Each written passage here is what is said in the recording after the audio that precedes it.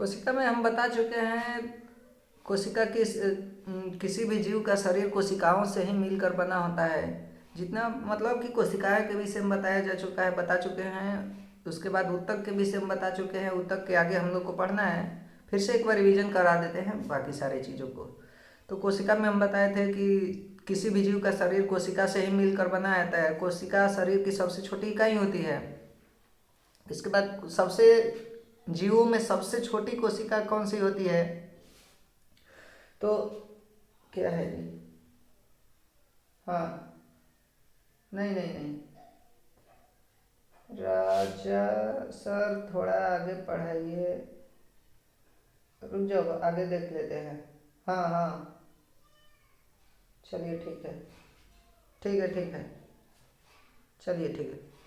हाँ, सबसे छोटी कोशिका माइकोप्लाज्मा है और सबसे बड़ी कोशिका शुतुरमुर्ग का अंडा, इतना बता चुके हैं। इसके बाद आता है कि जीवों में मनुष्य मानव में सबसे छोटी कोशिका कौन सी होती है? तो सबसे छोटी कोशिका स्पर्म होता है और सबसे बड़ी कोशिका ओवम होता है।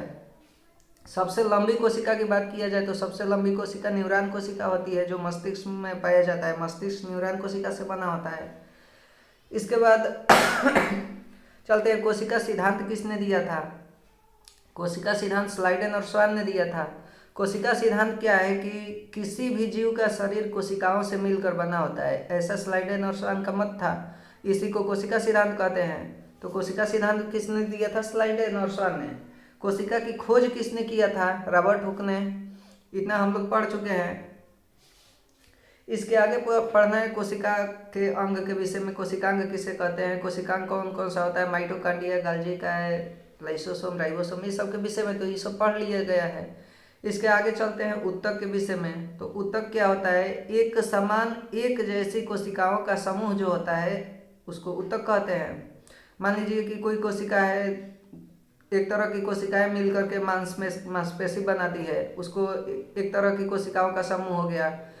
कुछ तरह की कोशिकाएं मिलकर के अस्थि का निर्माण कर दिए, हड्डी का निर्माण कर दिए, हड्डी बना दी है, तो इसको कहेंगे दूसरी तरह की कोशिका का समूह।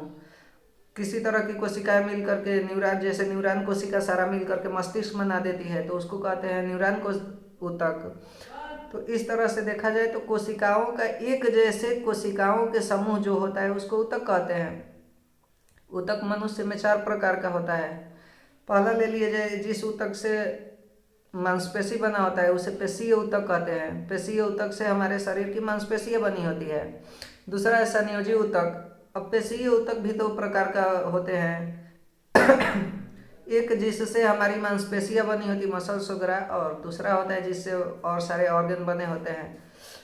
एक जिससे मांसपेशियां बनी होती है उसको रेखीय पेशीय ऊतक कहते हैं। जिससे और सारे जैसे किडनी, मसल्स, ये सब बने होते हैं उसको अरेखीय पेशीय ऊतक कहते हैं। पेशीय ऊतक भी हो गया।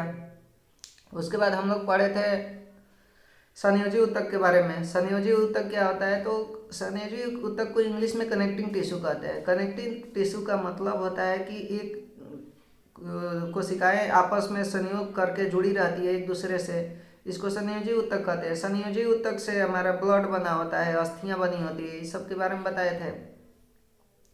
अस्थियां यानी कि हड्डी हमारा संयोजी ऊतक से मिलकर बना होता है। तो मान लीजिए हड्डी होगी, मानव कंकाल तंत्र, मानव का स्ट्रक्चर यही होता है। अंदर से अंदर हड्डी का एक कंकाल बना होता है, उसके ऊपर मांस होती है, उसके ऊपर से स्किन वगैरह ये सब होता है। तो सबसे पहले हड्डी जो होता है ये संयोजी ऊतक से बना होता है। उसके ऊपर मांस होता है, मांस पेशीय ऊतक से बना होता है। तीसरे नंबर पे आता है उपकला ऊतक। उपकला ऊतक से एक प्रकार का पदार्थ है जो हमारी त्वचा है, त्वचा ले लीजिए। उसके बाद त्वचा के नीचे होता है, मांसपेशी के ऊपर एक परत होता है वसा का, ये बना होता है उपकला ऊतक से। उसके बाद आता है न्यूरॉन ऊतक। न्यूरॉन ऊतक से हमारी जो मस्तिष्क है, मस्तिष्क बना होता है न्यूरॉन ऊतक से। ये न्यूरॉन कोशिकाएं सारी मिलकर के मस्तिष्क का निर्माण करती है। तो ये भी क्लियर हो गया। उसके बाद हम लोगों को पढ़ना है